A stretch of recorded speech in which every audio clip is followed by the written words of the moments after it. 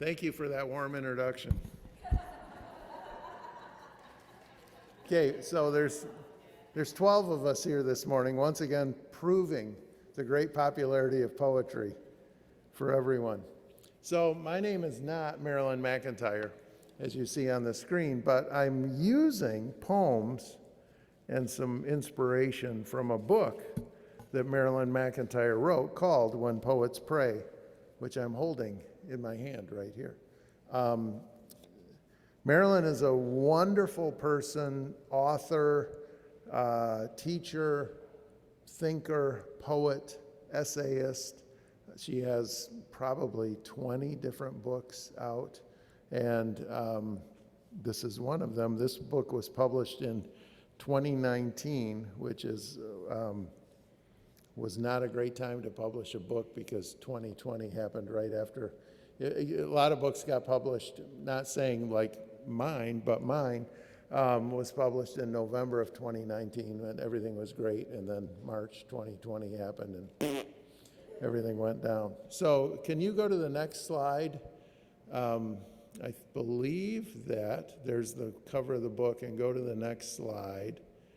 And so there's a list of some of the poets that are discussed in this book, and we're not going to dwell on that because I'm going to point out different poems as we go. But there's a picture of Marilyn, and it says about her, award-winning author of several books on language and faith, including What's in a Phrase, Pausing Where Scripture Gives You Pause, winner of Christianity Today, 2015 Book Award in Spirituality. Make a List, How a Simple Practice Can Change Our Lives and Open Our Hearts.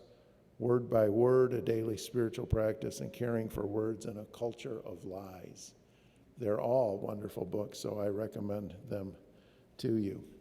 So we're going to jump right in and look at some poems, but I'm going to start by asking you, how's your prayer life? Yeah, right. If you say great, you're probably not doing it right? I've found that I struggle with concentration, and I struggle with finding the words. And so if you can identify with that, looking for help, the words of other people can enrich our prayer lives. So an example of that would be many people have written and many people practice praying the Psalms. That the Psalms are poems, for one thing, to begin with, but the Psalms were, as you know, were ancient Israel's songbook, and they can give words to us when we don't have words. So I want to read a little from the introduction, what she says about prayer and poetry.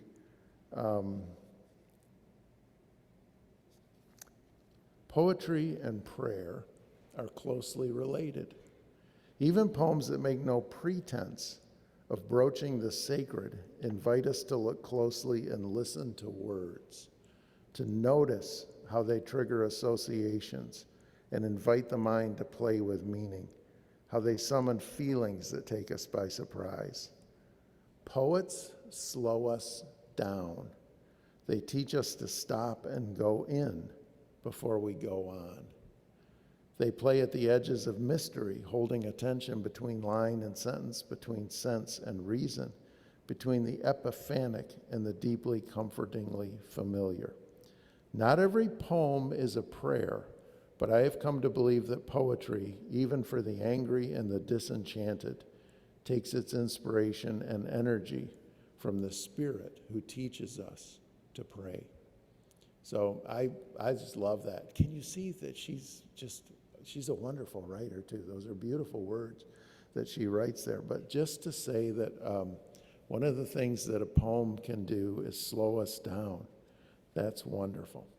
So we're going to jump right in, and the first poem that is highlighted, can you show the poem? And I don't know, can you read that from where you are? If you can't read that, you can get out your hymnal and look at 579, because that's where it is. So the first poem that she chooses is a classic hymn. Surprise. So also, the words in our hymnal are wonderful poems that can lead us to God.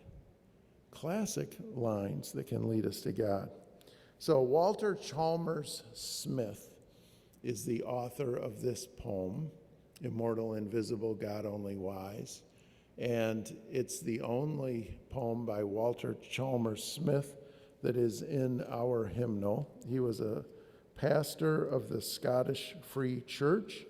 He wrote this poem in 1867. It's one of many poems that he wrote. He wrote 11 volumes of poetry in the active years of his ministry between 1860 and 1893. And it is very tempting to sing this, but I'm just going to read it for us this morning. And instead of turning around and reading it, I'm going to read it from the book. Immortal, invisible, God only wise, in light inaccessible, hid from our eyes, most blessed, most glorious, the Ancient of Days, almighty victorious, thy great name we praise. Unresting, unhasting, and silent as light, nor wanting nor wasting, thou rulest in might, thy justice like mountains high soaring above, thy clouds which are fountains of goodness and love. To all life thou givest, to both great and small, in all life thou livest, the true life of all. We blossom and flourish as leaves on the tree, and wither and perish, but naught changeth thee. Great Father of glory, pure Father of light, thine angels adore thee, all veiling their sight. All laud we would render, oh, help us to see, 'tis only the splendor of light hideth thee.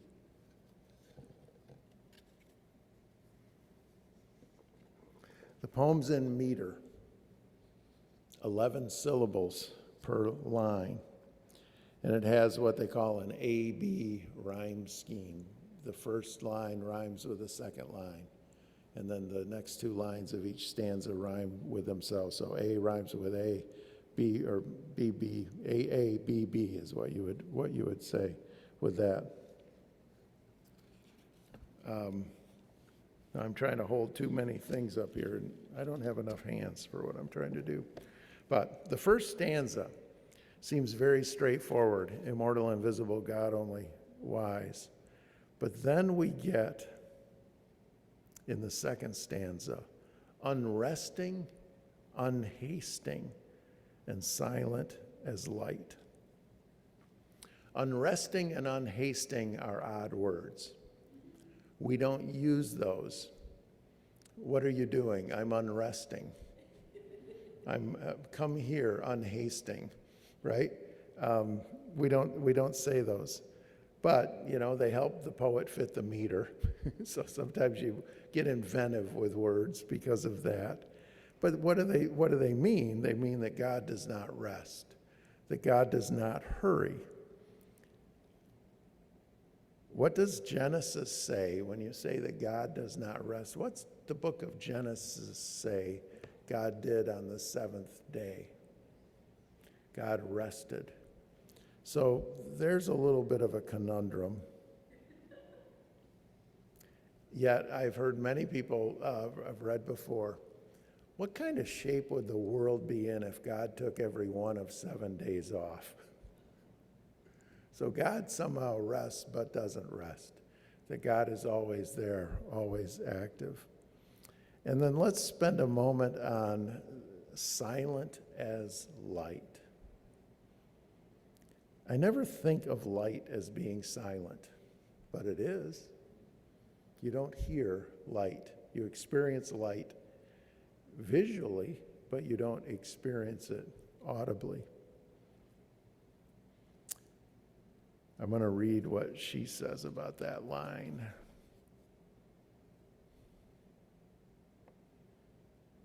This lovely line, this is the whole line, unresting, unhasting, and silent as light.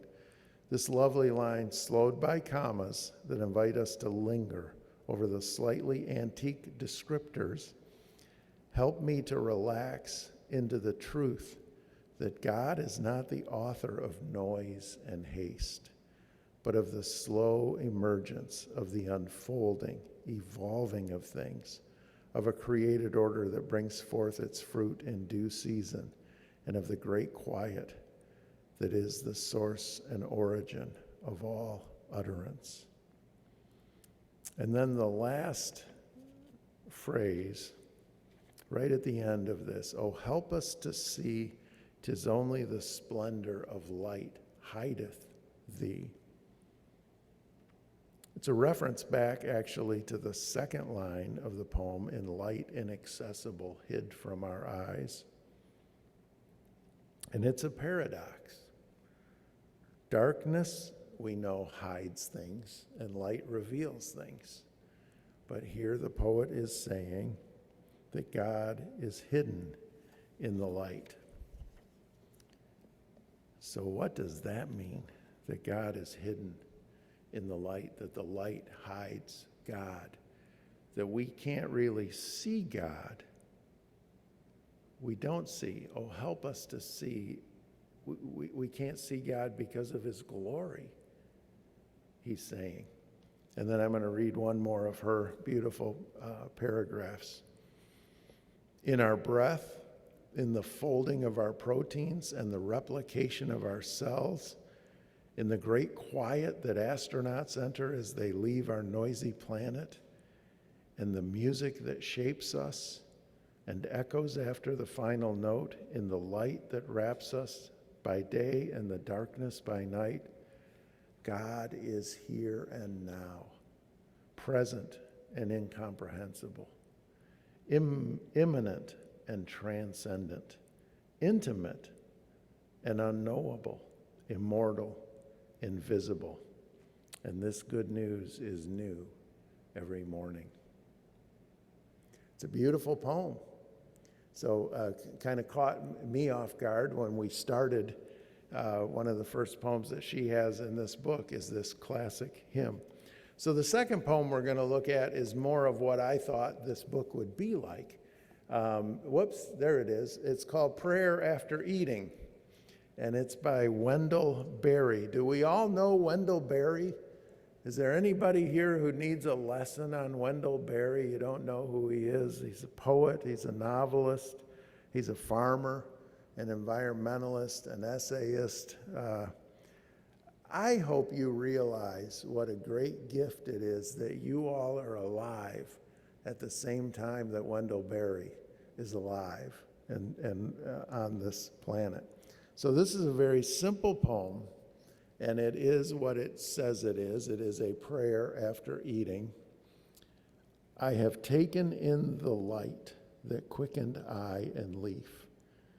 May my brain be bright with praise of what I eat, in the brief blaze of motion and of thought. May I be worthy of my meat. So it's written in 1971. It is written in a free verse style. It doesn't have any particular form. There is a little bit of a rhyme to it. In the middle of it, you see praise and blaze in those two lines. And there's a bit of what they call a close rhyme between leaf and meat. They have the same vowel sound. One could make the same argument a little bit, not the same vowel sound, but words that are similar are light and thought that also end lines. There's some alliteration in lines 3 and 4. May my brain be bright, so you get bright, brain, of what I eat, in the brief blaze, so you get all those B words put there. There's an internal rhyme in it, actually. You have light ending one line, and then you have bright a little bit later, and then you have eat, and you have meat in it. Those are all intentional things that the poet is doing.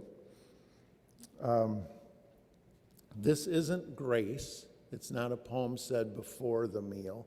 It's a poem offered after a meal. And so what's going on? It starts with, I have taken in the light. And now, unless your dinner, unless your meal is a giant mushroom, you're eating something that was made by light. Do you ever think of that? What makes our food? Isn't food, I'm thinking of food that grows, vegetables, fruits. Aren't they miracles? What is it? A little tiny seed. And you take that seed, and what makes this thing? Water and air and the soil and leaving it alone. Maybe a little fertilizer at times. But those are the elements. So when we eat, I've taken in the light that quickened eye and leaf. And then he says, may my brain be bright, because food fuels our flesh. It also fuels our brains. And then he refers to the brief blaze. And that is an acknowledgement of his mortality, of all of our mortality. We are but a brief blaze on the earth. And then he has this ending petition, may I be worthy of my meat, which is reminiscent of, I think, of indigenous hunters that will, after they have killed something that they're going to eat, they will often, they revere the animal, they speak to the animal, they oftentimes ask for forgiveness, but they kill because they are eating. They don't kill for any reason other than their own sustainment. And may I be worthy of my meat, I think, really expresses Wendell Berry's social and environmental commitments. What does it mean to be worthy of your meat? It's an interesting question, isn't it? May I be worthy of the food that I partake? May I be worthy of consuming in this world? Well, one of the things that could mean, it could mean educating yourself about where your food comes from. And sometimes you're not going to like the answers that you find out. It means caring for the earth that produced your food, for the water and the air. It may mean changing your relationship to food. You know, Wendell Berry is not a fan of unfettered consumerism, to say the least. What? An understatement, right. And believes Christianity has much to say about how we might be worthy of his meat, of our meat. And so I might add that we, if you want to know more, you can go right into our church library, Elaine, right? And there are books by Wendell Berry in there. You could start with a novel called Jayber Crow, for example. But read his novels, read his poems, read his essays. Get to know Wendell Berry. Okay, are you ready for another one? How are we doing out there? This is poetry. This is some deep stuff, right? I'm going to do one, and if you're a resident of Freedom Village and you came to chapel last year, when I did some poems at chapel, I did this one, so I have to apologize for repeating myself. This is Gerard Manley Hopkins. How are you doing at being able to see that? You can kind of see it? Can you see it okay? The italics are difficult. The italics are also in Latin, which makes them difficult to read. So we're not going to try to read the Latin italics. But I'm going to read the poem, and then we're going to talk about Gerard Manley Hopkins, and we're going to talk about this poem. I'll give you a clue in case you need it. But if you're somebody like Nella, you don't even need this clue, right? Yeah, Nella immediately looked at this and said, oh, it's a sonnet. Yes, you did. It is a sonnet. So sonnets have particular rhyme schemes, And sonnets, traditionally, sonnets have particular rhyme schemes, and sonnets also have 10-syllable lines, an iambic pentameter. And so this is that. If you want to count out the syllables as I read them, you will find they all come out as, I can see some of you are doing that. You're calculating right now, but they all come out to 10. He didn't mess up, Gerard Manley Hopkins. He never did. He's an amazing poet. Thou art indeed just, Lord, if I contend with thee, but sir, so what I plead is just. Why do sinners' ways prosper? And why must disappointment all I endeavor end? Wert thou my enemy, O my friend, how wouldst thou worse, I wonder, than thou dost? Defeat, thwart me. Oh, the sots and thralls of lust do in spare hours more thrive than I that spend, sir, life upon thy cause.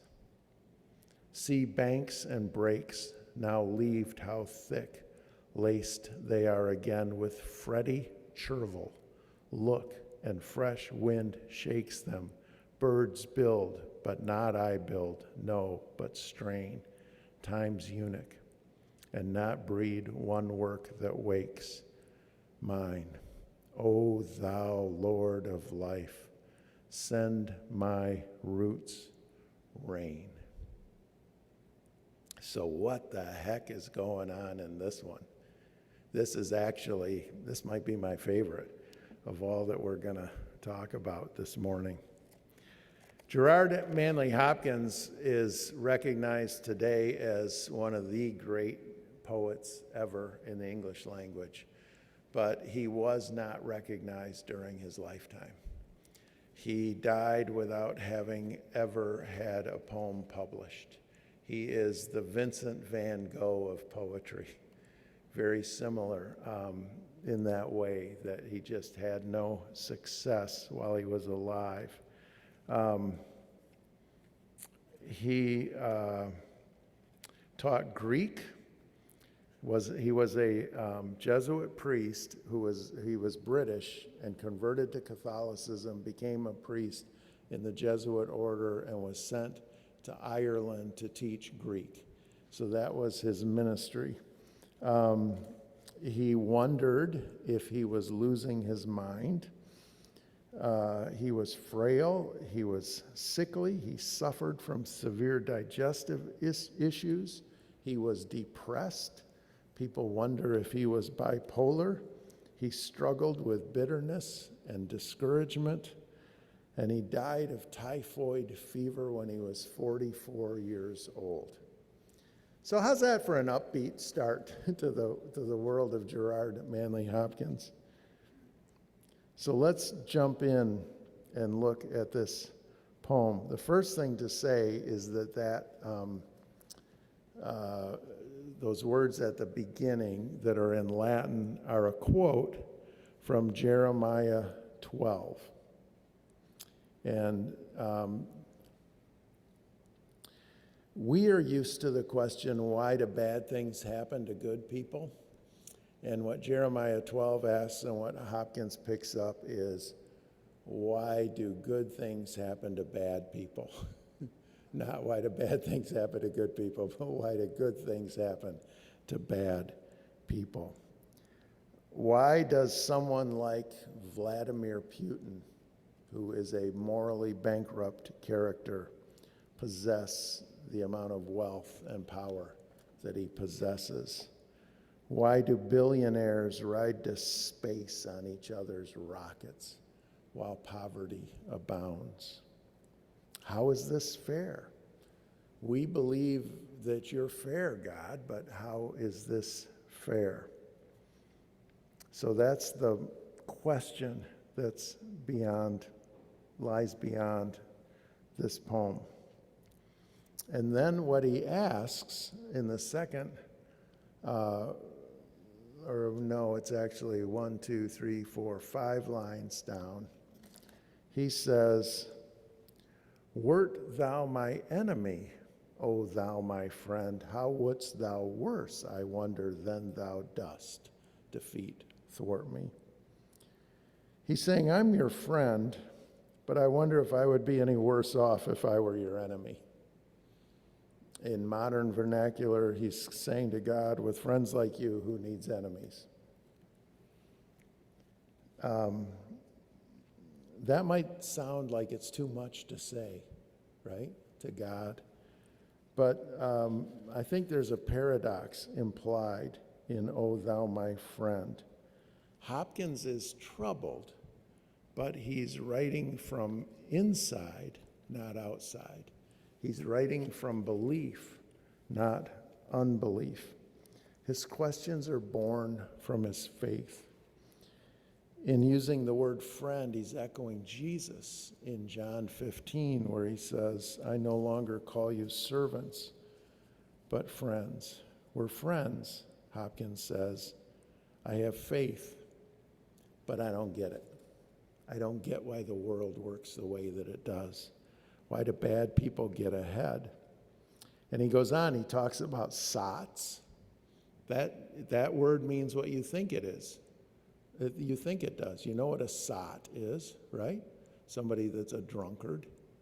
And he talks about thralls of lust, which is really a reference probably to prostitutes and their clientele, and imagines that those people are having a wonderful time while he suffers. And he turns to nature. He describes banks and breaks, leaved how thick, laced with Freddie Chervil, which Freddie Chervil is actually a reference, I believe, and if people are online, they can look this up. I think that's a reference to parsley, of all things. And then birds that are building nests. Birds build, but not I build. No, but I strain. And then he calls himself time's eunuch. In other words, he's saying he's sterile and impotent. He doesn't believe he's producing anything that'll stand the test of time. So now we know that that's not true.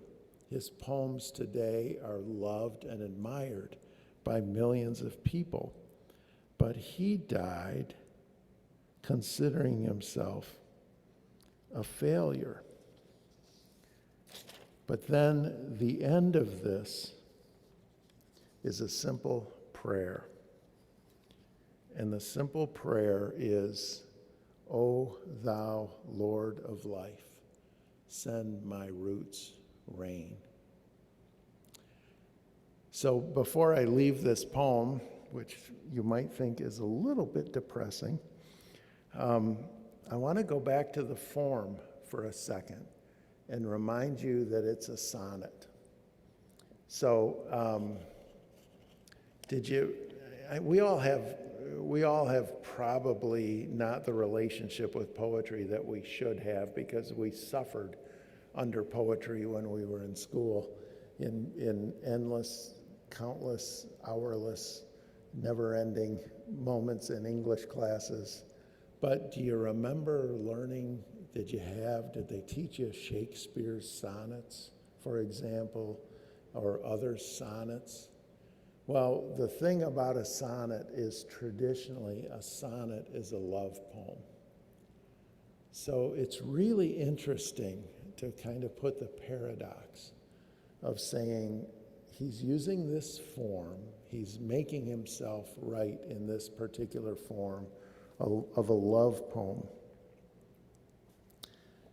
to express his complaint, to express, in a sense, his lament. And I think it really says an interesting thing about God and an interesting thing about the Christian faith. So at a difficult point in my life, I remember I was talking to a Jewish therapist who lived in Germany. That's a whole nother story for another day. And what she said to me, I was talking about problems that I was feeling and things. And one thing that she said to me is, boy, you would have been better off being Jewish. And I said, why would you say that? And she said, because in Judaism, we have room to be angry with God. You're brought up in a tradition that you don't have any room for that. And she said, did you just gloss over the book of Job? And I said, no, not really. She said, well, that's our tradition. Let it loose. Let it fly.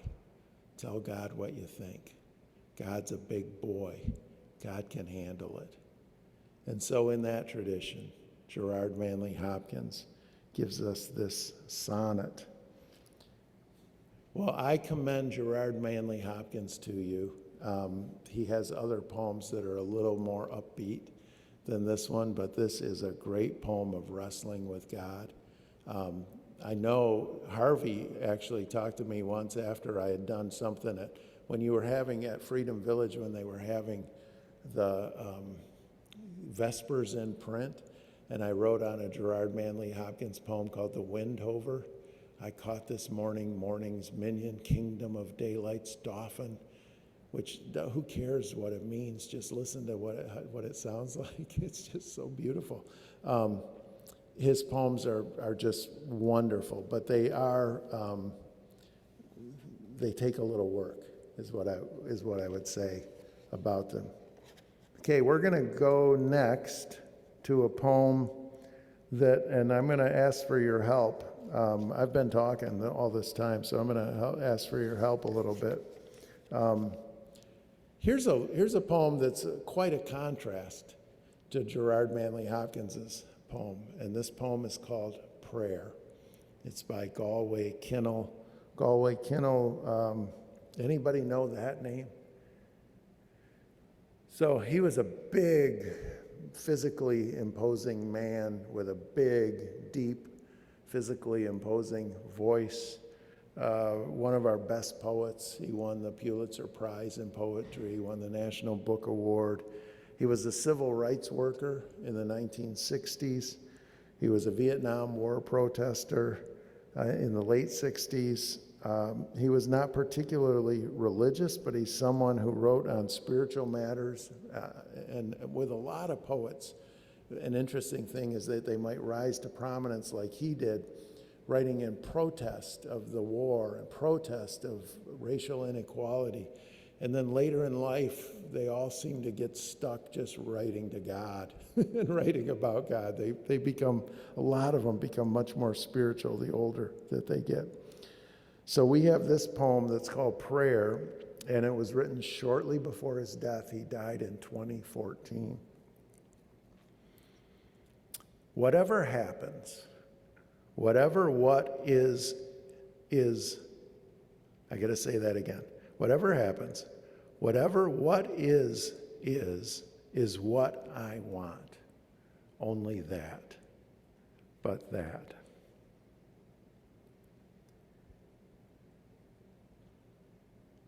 So Elaine, you're sitting there shaking your head. I want to help us out here for a second. Do you have that microphone, Nella? Elaine, you're shaking your head. I want to hear what's going on in your mind for a second as you're shaking your head. Okay, I'm put on the spot. I am not a lover of poetry, and so that's I'm here to learn. Okay. And when I read this, I say, what in the world is he talking about? And this is a prayer, and I guess my definition of prayer is much too small, but yeah, I don't know. Okay. Sorry. That's beautiful. That's helpful. I appreciate that honest, what in the heck is this? All right, another comment. I'm also not a connoisseur of much poetry, but I think he's saying what I want is what's real, what's true. Great interpretation. Say that, Harvey, into the microphone. This is the attitude of a good Muslim. Okay. Oh, you got to help us with that because we don't know. They trust whatever God sends. Inshallah is what God wants. Yeah. I would also argue that it's go ahead, Peg. I was going to say something, but go ahead, say Well, yours something. would be much more valuable, but as we are working through this morning, I'm realizing that poetry is communal. I couldn't do this alone, so thank you. Poetry is communal, yes. Okay, now I'm going to go back to what Harvey said about this being the prayer of a good Muslim. I believe you, Harvey. I don't know enough about Islam, but I would say it is the prayer of a good Christian also. Or did anybody here not say, "Thy kingdom come, thy will be done," this morning when you prayed the Lord's Prayer? So let's look at this. One could call this a haiku. It's 3 lines. It doesn't have the syllable thing that we naturally think of with haiku. But what stands out to me immediately is the wordplay in the second line of it, because the second line's a palindrome, right? It reads the same backwards and forwards. What is what? It's up in the air, really, whether the poet actually knows what is. He's not defining it. He's just saying whatever. So whatever happens, what is what I want. Only that, but that. I'm going to read what Marilyn says.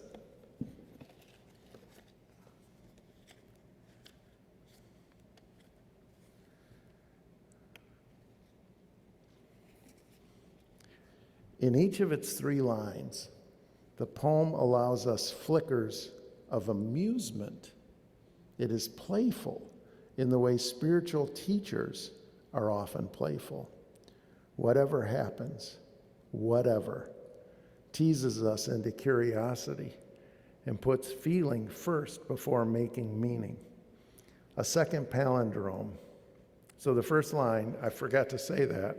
Somebody should have pointed that out. The first line is a palindrome also. Whatever happens, whatever. The second palindrome, what is what, dares us again to read forward and backward, and then forward again, reminding us that meaning is multidimensional and multidirectional, epiphanic and delightful, even as it challenges us to confront hard things.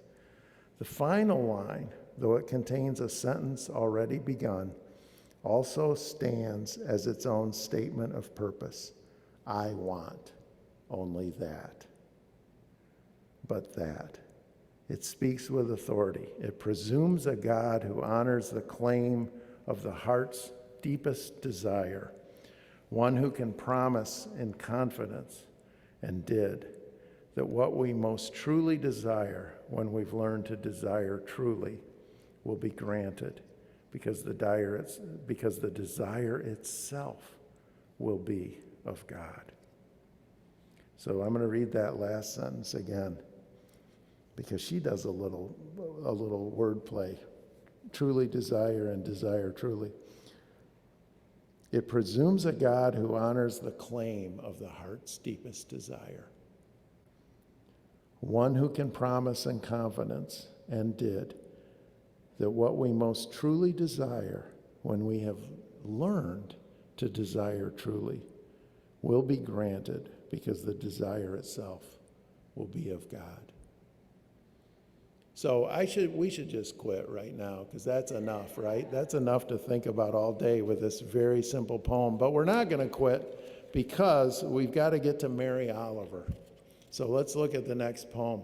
So Mary Oliver, do we know Mary Oliver? Some people are shaking their head yes, and some people are shaking their head no. Mary Oliver, and this poem we go from prayer, which was the name of the last poem, to praying. So it's a little bit not maybe a prayer as much as a description of praying. So Mary Oliver is another one of our great poets. She also won the Pulitzer Prize. She also won the National Book Award. And she just died in 2019. Unlike many other poets who seem to revel in dense and complicated language, Mary Oliver's poems are easy to understand, easy to comprehend. She always wrote accessible. One of her most famous poems is a poem called Wild Geese, and it begins with a line, or it has in it a famous line, "Tell me about your despair, yours, and I will tell you about mine." Another famous poem of hers is called The Summer Day, and it has just this great closing line that gets put on wall hangings and t-shirts and things like that, and it says, "Tell me what is it you plan to do with your one wild and precious life?"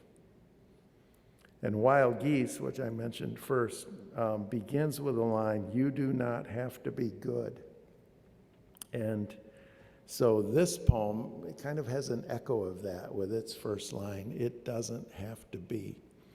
So at least I think there's kind of an echo there. So let me read this poem. It doesn't have to be the blue iris.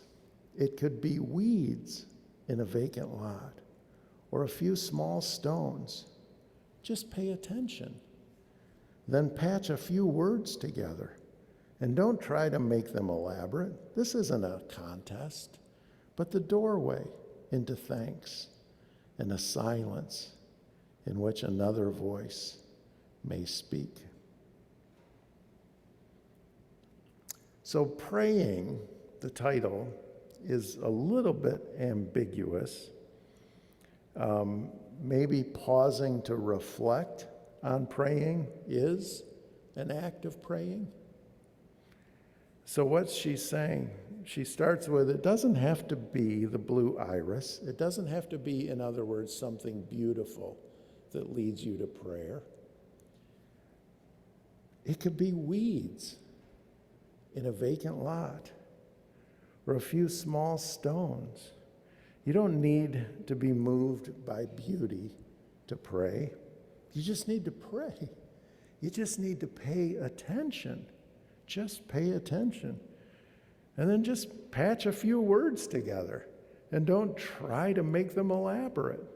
This isn't a contest. It's a doorway into thanks. What a great description of prayer. There are plenty of ordinary things that you see every day that could lead you to pray. So one of the things that I appreciated when Gretchen, didn't know I was going to talk about you, did you, Gretchen? When our kids were little, Gretchen taught them when they heard a siren that they should pray. So when our kids were little, we'd be driving someplace, "There's a siren, Mom, we better pray." And we would pray for the people right then. I have another friend who says, every time I pass a church, I use it as a call to say a prayer. And I think that guy didn't live in Holland, Michigan. Or he would be praying unceasingly, as Paul said. But we could take ordinary things. You could take something very ordinary and say, whenever I see that, it's going to be a call to prayer. It doesn't have to be the blue iris. Just patch a few words together. It's not a contest, but a doorway into thanks. And then it says, a silence in which another voice may speak. Aha! That maybe there's more to praying than you just getting the words together. Maybe prayer is listening also and letting another, just being quiet. So when I say I struggle with concentration, I struggle with finding the words. Maybe I don't need to find the words. Just be quiet and listen. Not all prayer is talking. So one last point on this one. I want to bring your attention to the first two lines and the last word of each line. See, this is the kind of stuff that poets do that I stand in awe of, because she doesn't write out, it doesn't have to be the blue iris. She does a line break, and poets use line breaks for all sorts of reasons. But she says, be. See, that's part of praying. It's just being. Be. And then look at the 1, 2, 3, 4, 5, 6 line, how that ends. Don't try. By doing the line break there, she wants you to pause, to have emphasis, just to see that and say, okay, there's something about praying. Don't try. Well, I thank God for Mary Oliver, a wonderful poet who I commend to you. I want you all to love her. I want you all to become aware of who she is. So we've only got 2 more to do. How about that for the poetry class today? I mean, seriously, I could have done 15 or 20, but we're only going to do 2 more. So here's Anna Kamienska. Anna Kamienska grew up in Nazi-occupied Poland. She was born in 1920, so the Nazis came in when she was 19. She died in 1986 in Warsaw. So she lived a great portion of her life. She lived in Poland the whole time. It was a great portion of her life, either with the Nazis or the communists around her. So living in this oppressed environment. Her husband died in 1967, and after his death, she returned to the Catholic faith in which she'd been raised, became a very devout and religious person, which then was reflected in the poetry. So again, her early poems are about oppression, about these Nazis, about these communists, and then late in life, all she writes about is God. This poem was published in 1984. She died in 1986, so this is very much the end of her life. It's called Those Who Carry, and we are not going to read it in Polish this morning, but we're going to read a translation of the poem. Those who carry grand pianos to the 10th floor, wardrobes and coffins, the old man with a bundle of wood hobbling beyond the horizon, the woman with a hump of nettles, the lunatic pushing her baby carriage full of empty vodka bottles. They all will be raised up.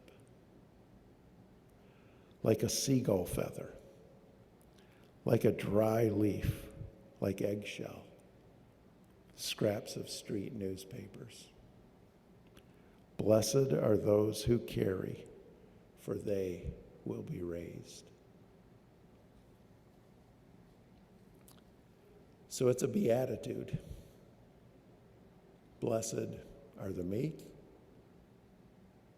Blessed are the poor in spirit. Blessed are those who carry, for they will be raised. And it's this contrast between being weighted down, right? These people who carry grand pianos to the 10th floor, which is something that happens much more in Europe than it would happen here, because we don't build our places as tight and narrow as they do. And not everybody in Poland was maybe had the forethought of those in the Netherlands who put the big hooks outside their houses so they could lift their furniture up. And they didn't have elevators big enough to put a grand piano in. So she must have seen this. Somebody carrying, some movers, carrying a grand piano up to the 10th floor, or people carrying wardrobes or even coffins. So she brings death into it. But then she thinks about others that carry burdens. An old man with a bundle of wood hobbling beyond the horizon. A woman with a hump of nettles, a lunatic, pushing a baby carriage full of vodka bottles. And she says they'll all be raised up. And then gives us these light images, a seagull feather, a scrap of newspaper, something swirling around. And what I think this poem calls us to is to empathy. To say, you know what? You have no idea what other people carry. You really don't. We don't know. So when we're at the grocery store and somebody's working the cash register is not as bright and sunny as we'd like them to be, we don't have any idea of what they're carrying, of what's actually going on. But do we have faith to say that they too will be lifted up, that somehow they'll be raised? That's what this poem is saying, those who carry. And so from the sublime to the ridiculous, and only because I am who I am, we're going to end with a poem by Harvey wants to say something, but Nella, you've got to bring him the microphone. I appreciate that, Harvey. Before we go on. When I read about the women carrying empty nettles and pushing a baby carriage and empty vodka bottles, when I go to Freedom Village Alzheimer's unit, this is going on all the time with the patients totally confused, totally remembering childhood, dreaming. This happens all the time with those suffering from Alzheimer's. Beautiful.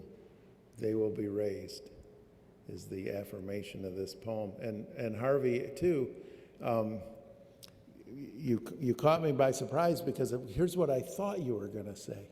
I thought you were going to say, when I think back to living in Africa and watching women walking with giant loads on their heads.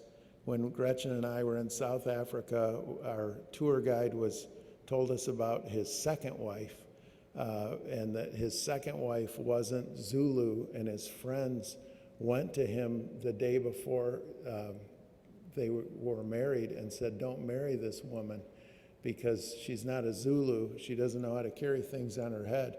And seriously, they said, "Who's going to bring you your wood? How are you going to get any water if she can't carry it?" So the burdens, the loads that people carry. Peg, you were going to say something? You grabbed that microphone. Before you had such eloquent comments. Freedom Village must be a fertile place for wonderful things to happen, and I know that to be true. But when I first read Those Who Carry Grand Pianos to the 10th Floor, we had that happen with Joan Conway's 9-foot grand concert piano that went up outside the building on a rainy day because it couldn't go in the elevators, and she's on the 7th floor, so it does lack a little bit of the grandeur that this one has. But it was an interesting thought. And I want to take something more serious. I think going back to the other poem, the Mary Oliver poem, I think if she had written that in different lines and separated those, the meaning would be much clearer. Yes. But thanks for helping us dig through those issues. I couldn't do it alone. Yeah. You know what, talking about the piano, a couple years ago there was a fire on one of the cottages on Mackinac Island, a cottage called Brigadoon, and we watched. We go up there every summer, and so we're familiar with it. And it is a cottage that has a cupola. And the cupola, the fire went up out of the fireplace. It was the fireplace that started the fire, actually. And so they had to replace the cupola, and they did it. They brought it in by helicopter from St. Ignace. Yeah, and they had to then bring it at a time when the horses wouldn't be spooked by the helicopter. So you talk about a burden, the things that get carried is amazing. Okay, we're going to go on. Nella wants to say something. Well, just one comment about, isn't it implied also the sort of the unnecessary burdens that we carry in life? Because they're sort of absurd Yeah. images Yes. as well. Yes. Very good. Okay, this one is called On Being Asked to Pray for a Van by Michael Chitwood. Michael Chitwood is very much alive. He's my age. He is a smart aleck like me, and he teaches at the University of North Carolina, and I couldn't resist this poem. My evangelical brethren have let me know via the quarterly fundraising letter that they can't get the gospel around because their van has given up the ghost. God and the machine help them. I lift up their carburetor and their transaxle. Bless them with meshed gears and a greased camshaft. Free their lifters. Deliver their differential. And anoint their valves and their pistons. Unblock their engine block and give them deep treaded tires. Their brakes cry out to you. Hear them, O Lord. Drive out the demons from their steering column and come into the transmission that they may know the peace of passing. Minister even unto the turn indicator, creator spirit, holy maker of the universe. Give them gas. Okay, so now those of you that know a little Dutch, you're saying, well, this is sputtin'. What in the world? And I agree. I think that this poem is written firmly tongue-in-cheek. There's a lack of sincerity about it. And surely some of our more puffed up religious brothers and sisters could take a little air, could manage to have a little air let out of their balloons on occasion. But is there another way to read this? Could we read it specifically? And I'm just going to close with what Marilyn wrote about this because I find it actually quite interesting and moving. She says, whatever the intentions of the poet, one may read Chitwood's prayer for a van as a model for a kind of prayer it's good to keep in our repertoire. The prayer responds to the invitation to ask for what we need by considering closely and thoughtfully what the need may be. The gears might need adjusting, the camshaft grease, the tires new treads or replacements. When we pause to name our needs more carefully, we may find ourselves understanding our needs more clearly and our role in creating them and in addressing them.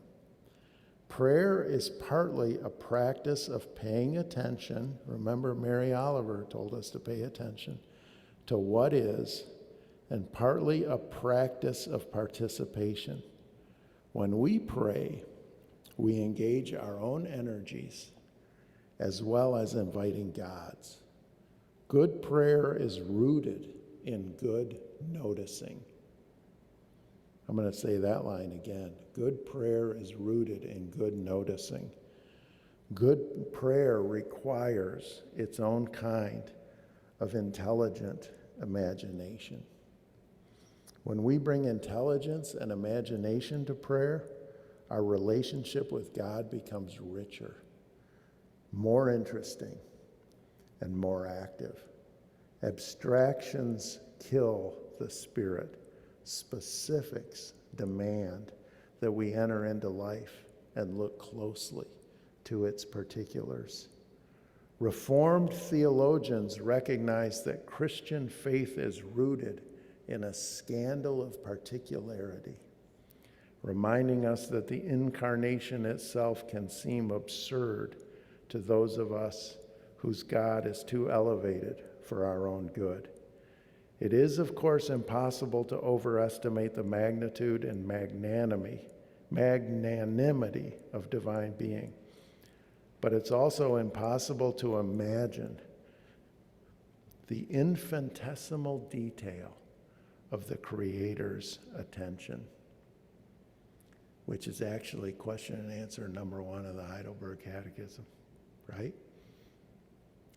to protons and electrons and subatomic particles, to light waves and neutrinos and nanoseconds, and when need be, to carburetors and transaxles. Isn't that beautiful? So that's my wish for you, not that God would give you gas, but that you would pay attention, and that looking at a few poems today, we might find some helpful language and inspiration for our own lives in prayer. And so it seems to me appropriate that we should close by praying together. Lord God, creator, sustainer, redeemer, and friend, we thank you for your faithful servants, those that knew you by name, like Wendell Berry and Mary Oliver and Anna Kamienska, and those that may not have known you by name but knew that you were there, like Galway Kinnell, Michael Chitwood. We thank you for their words this morning and for the ways that they instruct us on what it means to pray, and on the ways that they model for us, ways that we can pray. And when we can't find words, may we turn to classic hymns, to the Psalms, to the prayers and poems of others. And may we also recognize that sometimes we don't need to have the words, and just sit silent and listen to you. In the name of the Father, Son, Holy Spirit, we pray. Amen. Thank you. Thus ends the poetry lesson for today. And something else is happening next week. Remind us of what it is. I don't know, Peg. I'm not going to be here for 5 weeks. I'm just going to warn you right now. So if you don't, I'm teaching a class for the next 5 weeks at a church in Grand Rapids. You won't see me. You'll see Gretchen from time to time. We haven't quit, okay? So don't get upset about that.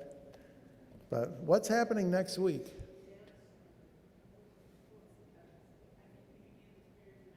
Yeah, more spirituality. That's what we're doing.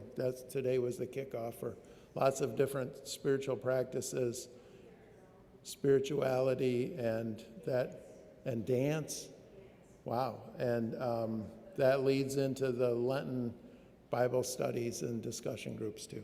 So, bless you all. Wear your good shoes for the dance. And spirituality in the arts, you're saying, yes. Okay, thank you.